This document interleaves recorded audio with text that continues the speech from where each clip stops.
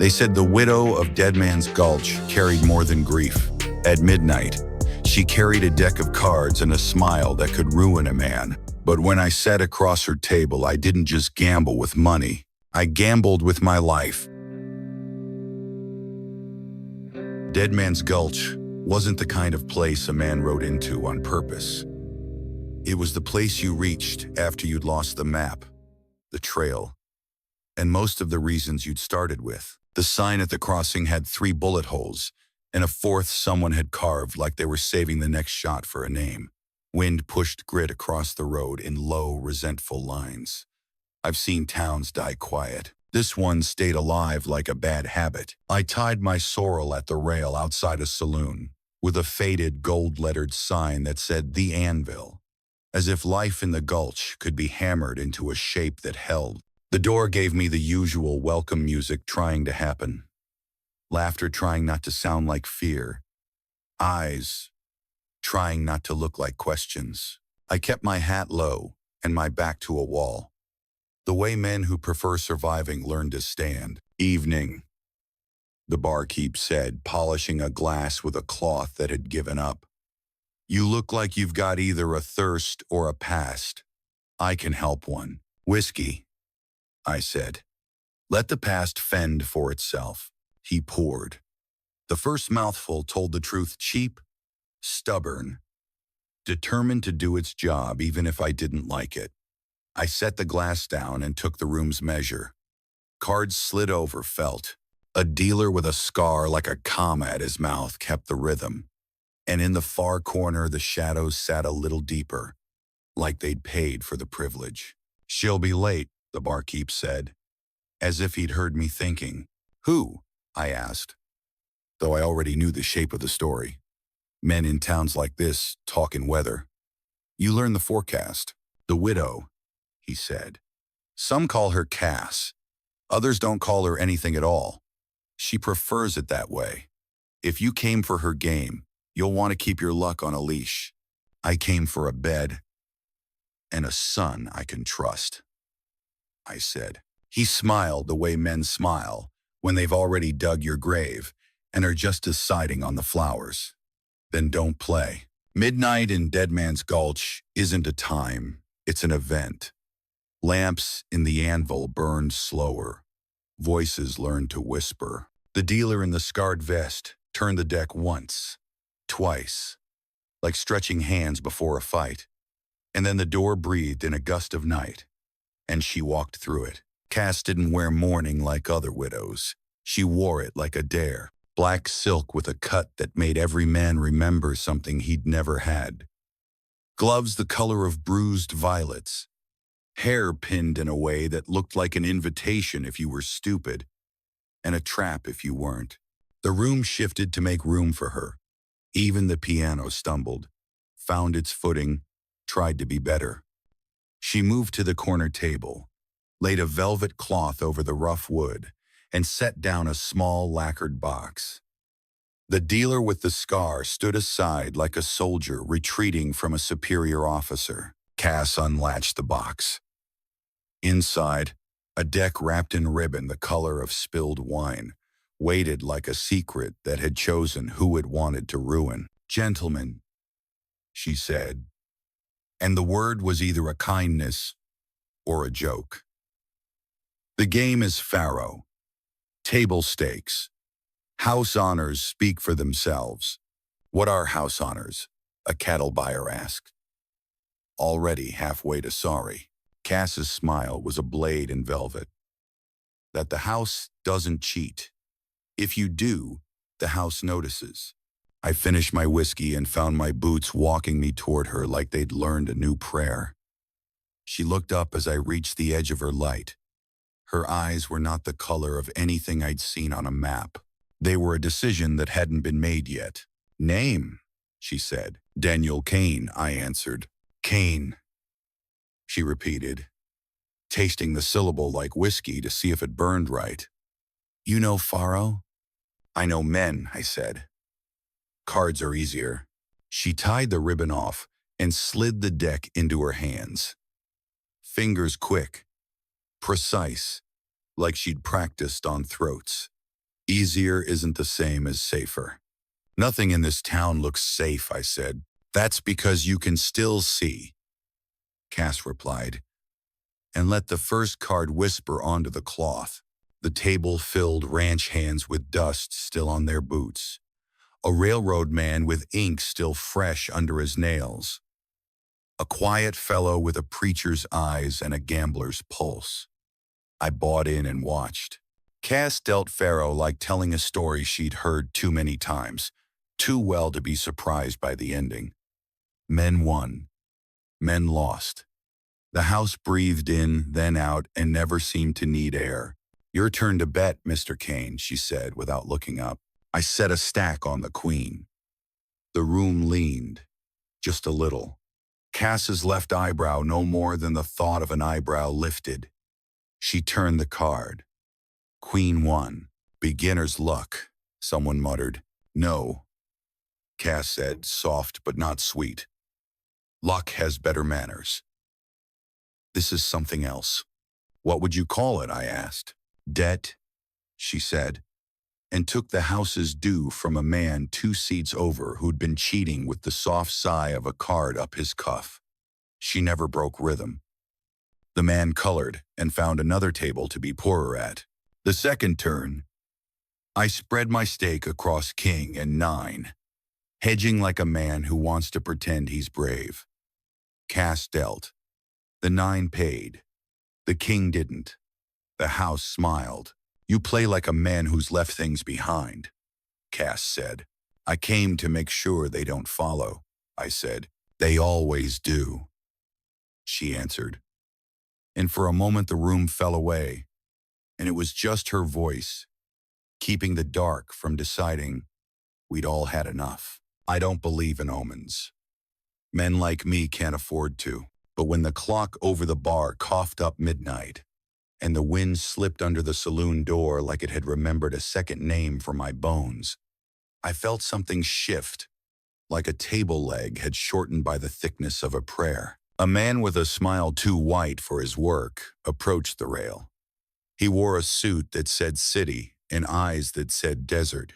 A silver stick pen winking at his tie, tried to apologize for whichever sin would need apologizing for next. Evening, widow, he said. Lovely as rumor. Mr. Lyle, Cass said, and a thin crack ran through her voice that only the careful or the doomed would hear. You don't play. You collect. Someone has to, Lyle said. The house owes a fee. The gulch owes a fee. Men who can't tell the difference owe twice. He flicked a glance at me that didn't stick. I've been looked through by worse. The quiet fellow with the preacher's eyes made the sign of a cross. He thought no one saw. Cass dealt another card. You're early. I'm owed interest, Lyle said. The kind that compounds when midnight finds you smiling. He reached to the lacquered box like he owned it. Cass's hand found his wrist. She didn't squeeze. She didn't have to. The room remembered how to breathe in one ragged inhale and then decided to wait. Touch my cards, Mr. Lyle, she said, and you'll learn the one thing this town still respects. What's that, he asked. Odds, she said. And yours. He smiled like a snake saying grace. Enjoy your game, widow. The desert keeps what the tables don't. He turned and was gone, leaving the smell of money that belonged to someone else. Cass dealt again. The night found a new edge. You know him? I asked. Everyone does, she said. That's why I don't. The hand ran long enough for rumor to settle. I won, then lost. Then won enough to remember losing as patient. Finally, Cass gathered the deck and set it down like a verdict had been delivered without the bother of a judge. Last round, she said. Table closed after this. A murmur. A few men pushed in heavier. I slid the rest of my buy-in onto the jack. And for the first time her gaze pinned mine like I'd said something out loud without meaning to. Why the jack? She asked. Because it looks like a man who smiles before he lies, I said. She turned the card. Jack paid. A gasp ran around the felt. Cass didn't look surprised. She didn't look anything. She nodded once like I'd answered a question I hadn't heard, and then stood. "The anvil is closed," she said. "Take your winnings and go spend them on reasons to regret them. Mr. Kane, stay." Chairs scraped. Boots muttered. The barkeep looked like a man who just watched someone take a bet with a god he didn't worship. The saloon emptied with the indecent haste of men fleeing a fire they couldn't see. Cass gathered the velvet, the box, the deck, and what was left of the night. Up close, she was less beautiful and more dangerous. Beauty can be forgiven. This couldn't. "You play like a man who knows when a story is about to turn," she said. "I listen," I answered. "Good," she said. "Because I need a listener who doesn't run." "I charge by the bad idea," I said. She smiled, slow and unkind, to my pulse. "There's a ranch 3 miles out, called Widow's Luck. It used to be mine. Now it's his." "Lyle's," I said. "The desert's," she corrected. "Lyle just holds the paper. I need it back." "And what do you need me for?" She leaned in until I could count secrets on her breath. "At midnight," she said, "the desert talks. I need a man who can keep his nerve while it does. If you can do that, I'll show you how to win a house from a man who thinks he already owns me." "What's the stake?" She looked at the deck like it was a mirror that told the truth only to those willing to pay for it. "Everything," she said. "But only if you stay at the table when the odds turn mean." Outside, the wind lifted, tasting the town. The anvil's lamps guttered, then steadied like a drunk remembering how to stand. Cass put the deck back in the box and latched it. "Midnight," she said. "Widow's Luck. Come if you're braver than your better judgment." "Am I?" She considered, then shook her head. "Not yet. But you look like a man who wants to be." She left me with the barkeep, a cooling glass, and the feeling that I'd just been invited to a funeral where I might be both guest and reason. When the door swung shut behind her, the quiet fellow with the preacher's eyes appeared at my elbow like a prayer deciding whether to be answered. "Don't go," he said, voice low. "Some houses are built to keep you, not to shelter you." "What's yours?" I asked. "Name?" he said. "Or warning?" "Either." He looked at the door she'd gone through. "Both," he said. "I buried my brother on that land." "Whose fault?" He met my gaze. "The widow's midnight gamble," he said. "It never ends with cards." I left the anvil to a sky full of cold stars and a road that felt like a decision laid flat. The night in Dead Man's Gulch wasn't quiet. It was attentive. Somewhere, something that called itself the desert laughed without sound. I saddled up, swung into the dark, and headed toward the kind of woman men mistake for salvation, when all she's offering is a chance to lose differently. Midnight had a date with me, and I had a debt with it. The road to Widow's Luck was the kind that didn't remember being built. Sagebrush clawed the edges, and the moon rode high like it had better places to be. My sorrel picked her way steady, but even the horse knew we were riding into something men with more sense would call cursed. The ranch showed itself first as a line of fence posts leaning like drunks. Then the house, tall, proud once, but now cracked by weather and whispers. A lantern glowed in the parlor window, steady, waiting. Cass stood at the porch rail when I rode up. Midnight clung to her shoulders like a cloak she didn't plan to return. She had changed. No silk now, just riding clothes black as coal, pistols at her hips, boots that meant work. "You came," she said. "You asked." I answered. "That doesn't always mean the same thing." She opened the door. Inside smelled of dust and secrets. A table waited, plain oak, but on it lay the same velvet cloth, The same lacquered box. She touched it like a priest touches scripture. This house, she said, was mine when John was alive. Your husband, she nodded. A decent man, or at least better than most who dig at this desert.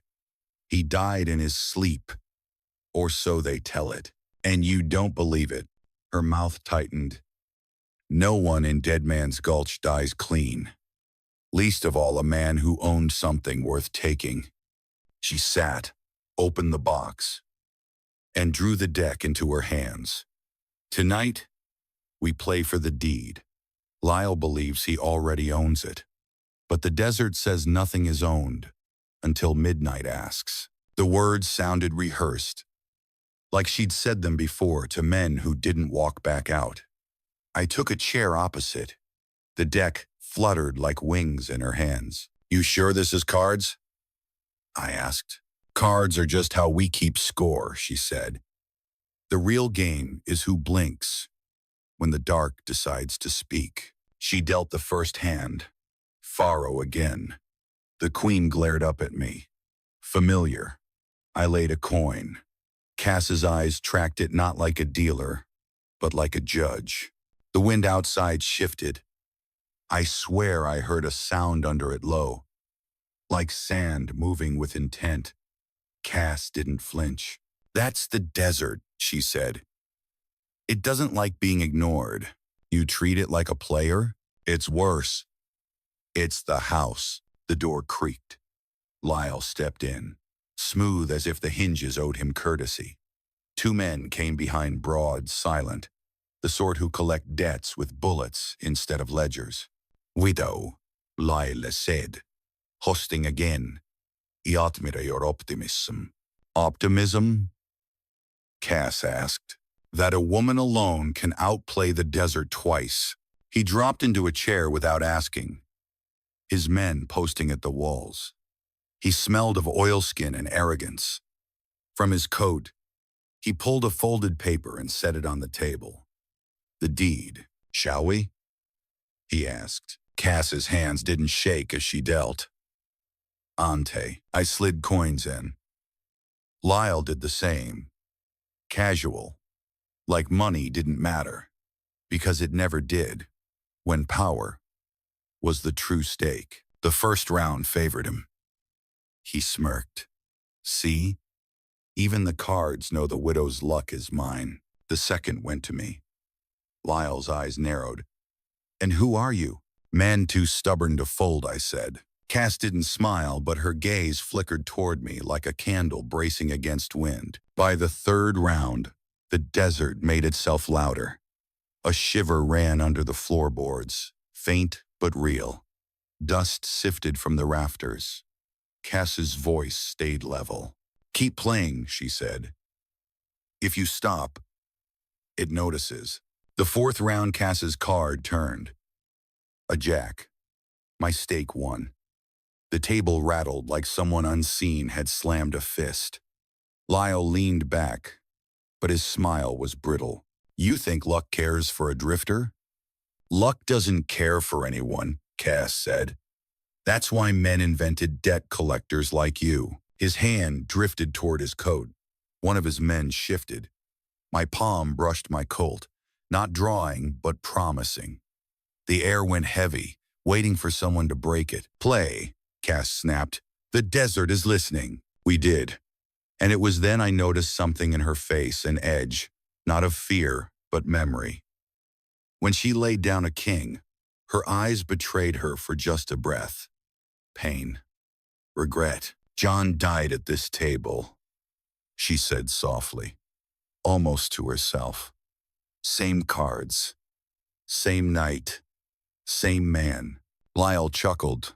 Low. He overplayed. I warned him. You should have thanked me I left you the house. Until now.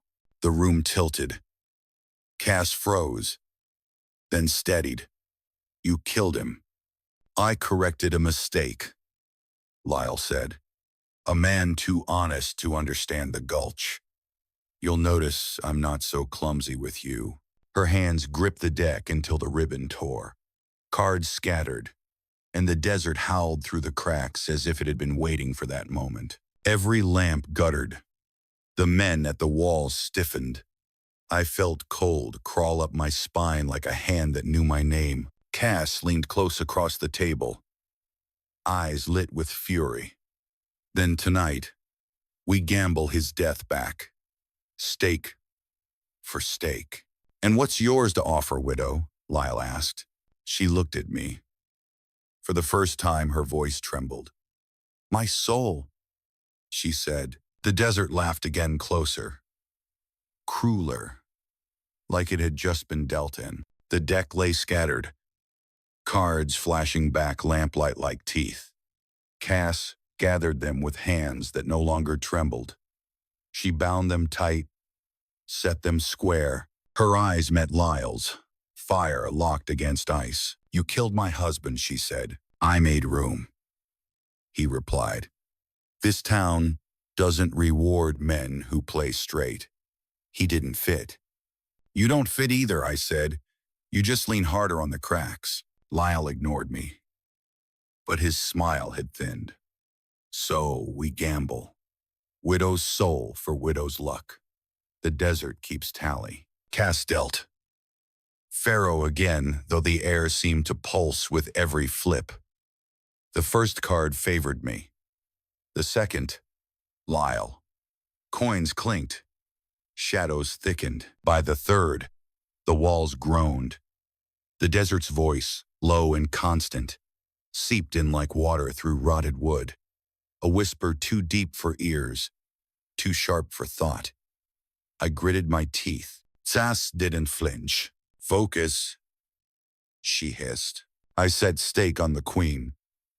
She turned it. Queen paid. You side with him? Lyle sneered at the cards.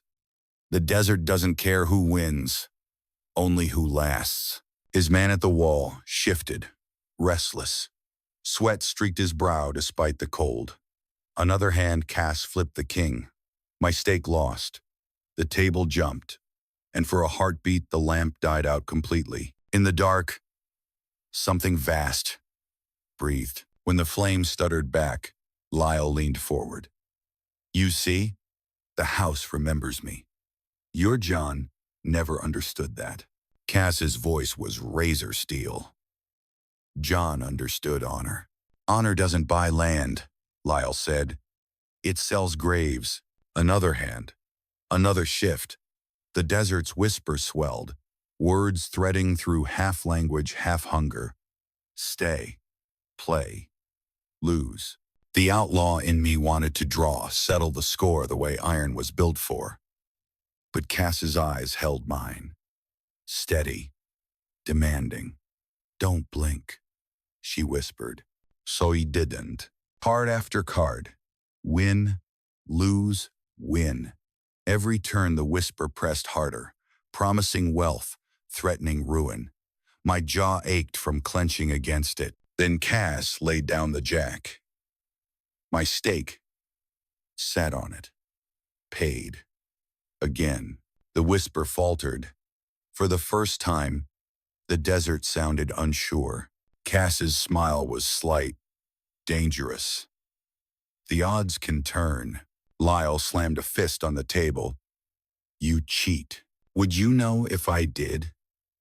She asked. You've never seen an honest deal in your life. His hand twitched toward his pistol. Mine had already found mine. The room froze. Even the whisper hushed. Sit, Cass commanded. And somehow, impossibly, he did. The final hand loomed. The deed sat between us like a verdict. Lyle's smirk had cracked. Sweat lined his collar. Last stake, Cass said. Winner takes all. I don't gamble with ghosts, Lyle spat. You already did, she answered. The night you killed John. The desert surged. Loud now. Voices layered. Thousands muttering. The lamps blew out. Only moonlight through the window painted silver across the table. Cards gleamed like bones. I laid my last coin on the ace. Lyle laid his on the king. Cass dealt slow, deliberate. The first card king. Lyle leaned in. Triumph, sharp. Then the second card ace, the whisper broke into a howl. Windows rattled. The men at the wall dropped to their knees, clutching heads. Cass's laugh cut through the roar, fierce and bright. The widow wins, she declared. The deed still sat untouched, but the desert seemed to bow, grudging, like a predator, acknowledging the prey had teeth. Lyle's face twisted. You think this changes anything? It changes everything, Cass said.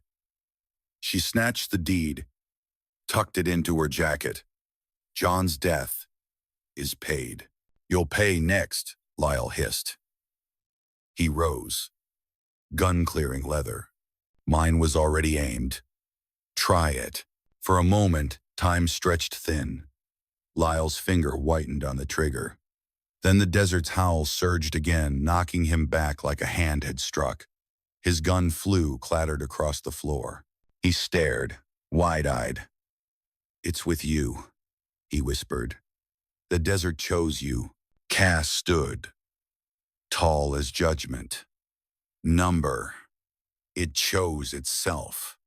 We just didn't fold. Lyle's men scrambled, dragging him toward the door. He shouted promises of revenge, curses thick with fear. Then they were gone. Silence bled back, heavy as stone. Cass exhaled slow. Her hands shook now, not from fear but release. She looked at me, eyes shadowed. You stayed, she said. You asked. I answered. You don't know what that cost. I will, I said. When you tell me. Her gaze softened. For the first time, more woman than widow. Then you'll learn what kind of love survives in Dead Man's Gulch. The desert whispered once more. Quieter now. Not threat, not hunger. Something else. Approval. But approval from the desert was just another debt waiting to be collected. The house was quiet again. Too quiet. The lamps steadied, their flames small but defiant. Cass gathered the cards, slid them into the lacquered box, and latched it shut like sealing a coffin. The deed was in her pocket now. But the look on her face said victory hadn't given her back what she wanted most. You won, I said. She met my eyes. I survived. Don't confuse the two. Outside, the wind prowled around the walls, restless. The desert wasn't gone, it never goes. It just waits. Cass poured 2 glasses of whiskey, set one in front of me. Her hand brushed mine. The touch lingered longer than it should have. To John, she said, raising hers. I drank. It burned like grief. Silence stretched, full of things neither of us said. Finally, I asked, why stake your soul? Her gaze was steady. Because that's what Lyle took. When he killed him, he wanted me hollow. Tonight I showed him. I still had something to wager. You risked everything, and you stayed. She countered. You didn't run when the dark started whispering. Most men do. I've heard worse things than the desert, I said. For the first time, she laughed short, sharp, alive. Careful, Kane. Flattery here turns into funerals. I leaned back. Then, let's just call it honesty. Her smile faded. Softer now. Honesty doesn't last in Dead Man's Gulch. But maybe we do. For a while. The floorboards creaked. The preacher-eyed man stepped in from the shadows, hat in his hands. I hadn't seen him follow us, but maybe he'd been there all along. She won tonight, he said to me, voice low. But every win here is just a loan. The desert always collects. Cass's jaw tightened. Go preach somewhere else. He shook his head. I already buried one brother at Widow's Luck. I won't bury another stranger who thinks luck is love. He left without waiting for a reply. His words hung heavy, heavier than the silence after. I finished the whiskey. He's right, I said. You've got your deed. But Lyle isn't done. And the desert never sleeps. She finished. Her eyes locked on mine. That's why I need someone who doesn't either. The way she said it, I wasn't sure if it was a request or a sentence. The night wore thin. We stepped outside. Stars like broken glass scattered overhead. Widow's Luck stood tall again, but only in defiance. Cass stood beside me, close enough that the warmth of her shoulder cut the cold. What now? I asked. Now? She looked at the horizon. We wait. Lyle will come again. Maybe not tomorrow, but he'll bring more than cards. And when he does, the desert will ask us both what we're willing to pay. She turned, her face inches from mine, her breath tasting of whiskey and something fiercer. If you're still here when that time comes, Kane, maybe we'll win more than a deed. Maybe we'll win a reason to stay. Her lips hovered. Dangerous. Promising. Then she pulled back, eyes steel again. Or maybe we'll just lose. Slower. I didn't answer. Some truths don't need words. The horse shifted at the rail, restless. The night sighed. Cass walked back inside, black coat swirling like smoke. I watched her go, knowing I'd follow, whether I should or not. Dead Man's Gulch didn't let men leave with more than they came with. But maybe, just maybe, the widow's midnight gamble had dealt me something worth staying for, or maybe it was just another hand waiting to be lost. Thank you for listening to Western Romance Stories. If you enjoyed this tale of love and danger in the Wild West, give the video a like. Leave your thoughts in the comments. And don't forget to subscribe for more untamed stories. Until next time, may your odds hold and your heart stay brave.